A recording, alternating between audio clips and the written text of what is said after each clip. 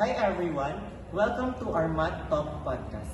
We're your hosts, Mar Austin and Romualdo, a third-year college student major in mathematics.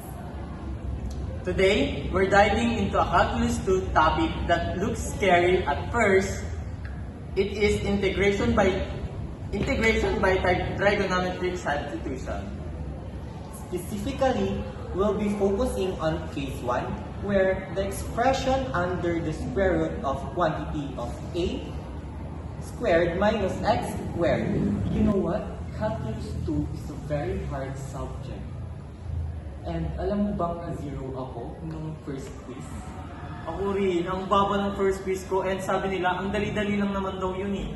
Kaso, hindi ko talaga kaya, hindi ko naiintindihan kapag nagdi-discuss na sila. And sana mas maintindihan pa natin yung integration na to kapag andito na yung dalawang guests natin. Tama. To make things more interesting, we invited two special guests. A two-student math teacher or student teacher named Ma'am Hannah Flores and Ma'am Denise Laika Palma. Hello, ma'am. Hello, ma'am. Good morning. Hello, good morning. So, hi everyone. Thanks for having us here. We are so excited to talk about one of our favorite substitution techniques. So the process goes like this. First, we set x as a sine theta. So our dx will become a cosine theta d theta. Then, we replace all x and dx in the integral with those new expressions. After the substitution, our integral becomes something like in terms of theta, which makes our integration more easier to solve. And after integrating, we can return x by using inverse sign. And that's what we call the back substitution. That is right. And a quick reminder, this substitution works only when our a is positive and when x is from negative a to negative. To positive a. Positive a. Yes, to positive a. That's right. Yes, since sine theta ranges from negative 1 to 1. Now that we already know the definition and the process of this substitution, what if let's try some example part? That's great, partner. We can ask our two guests here. Let's say we have an example, the integration of square root of 4 minus x squared dx. So our a squared will be 4. So a is equals to 2 and x is equal to 2 sine theta and our dx will be 2 cosine theta d theta.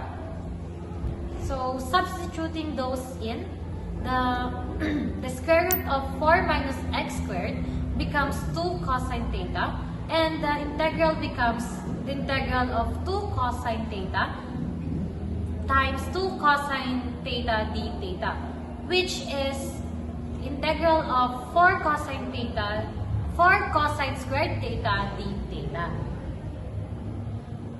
Wait, parang nahihilo ako. Okay lang yan. Then we use the half angle formula for cosine squared theta.